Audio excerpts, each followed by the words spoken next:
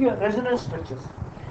Okay, as we had learned in semester 1, what is resonance?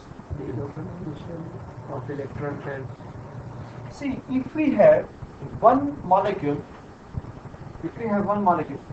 and let's say ozone, to explain all the property of ozone, if we require more than one structure, उसकी सब property एक structure से नहीं समझा पाते, एक से ज्यादा स्ट्रक्चर चाहिए, then this phenomenon is known as resonance. उसको हम क्या बोलते हैं? रेजोनेंस. ओके, जैसे कि ओजोन के अंदर यहाँ पे दो स्ट्रक्चर आपको मिलेंगे. As you can see, okay, I already explained about this in last lecture. Ozone का हमने लुईस डॉट डायग्राम ड्रॉ किया. तो यहाँ पे okay, 1, 2 and 3 ऑक्सीजन एटम है, लेकिन फर्स्ट एंड सेकंड में सिंगल बॉन्ड है, एंड सेकंड एंड थर्ड में क्या है? डबल. एंड जो सेकंड स्ट्रक्चर है उसमें फर्स्ट एंड सेकंड में डबल बॉन्ड है, एंड सेकंड एंड थर्ड में क्या है? सिंगल. सो यहाँ पे रेजोनेंस. ओजोन की सब प्रॉपर्टी समझाने के लिए we need both these structures. Certain properties will be explained by structure number 1 and certain will be explained by structure number 2. Correct है ना? तो इसको हम क्या बोलते हैं? रेजोनेंस. ओके, ना एक्चुअल स्ट्रक्चर इन दोनों के बीच वाला होगा, न तो ये एक्चुअल है न तो ये actual. Sometimes we have question, sir दो स्ट्रक्चर ड्रॉ किए तो सही वाला स्ट्रक्चर कौन सा? पहला वाला या दूसरा वाला या दोनों? एक्चुअली दोनों में से कोई भी नहीं. The actual structure is intermediate of these two. Intermediate मतलब क्या? इनके इन दोनों के बीच वाला.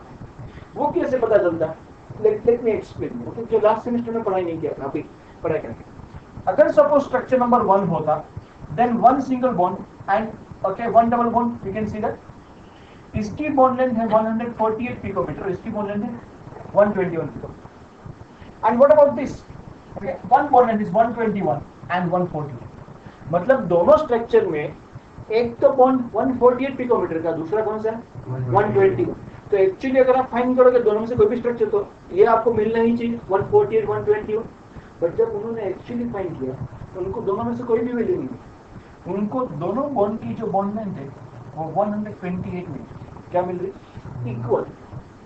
How is that possible? That is possible because what is happening over here. यहाँ पे ऐसा है कि कंटिन्यूसली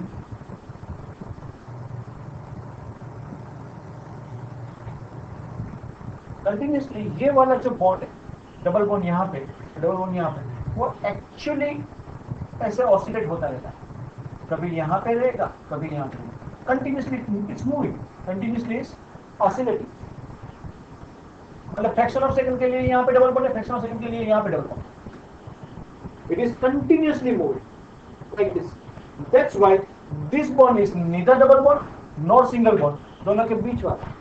इसीलिए उसकी बॉन्ड लेंथ देखो आप. ओके ओके, डबल बॉन्ड से थोड़ी ज्यादा है. डबल बॉन्ड की बॉन्ड लेंथ 121 थी, उससे ज्यादा 128. और सिंगल बॉन्ड की 148 है, सॉरी, सिंगल बॉन्ड की उससे कम 120. It keeps on oscillating. That's what is written over here.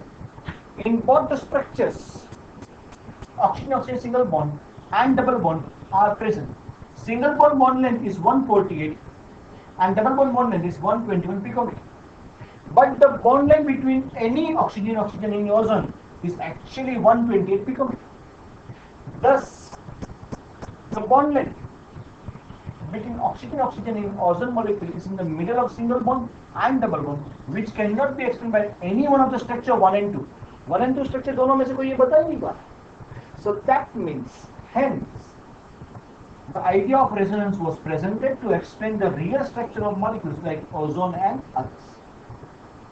ऐसा ही रेजोनेंस स्ट्रक्चर हमने CO2 के बारे में पढ़ा किया था सेमेस्टर 1 के अंदर, जिसके 3 resonating structure. I want you to read this nicely. तब तक मैं इसको जरा सेव कर लेता हूँ.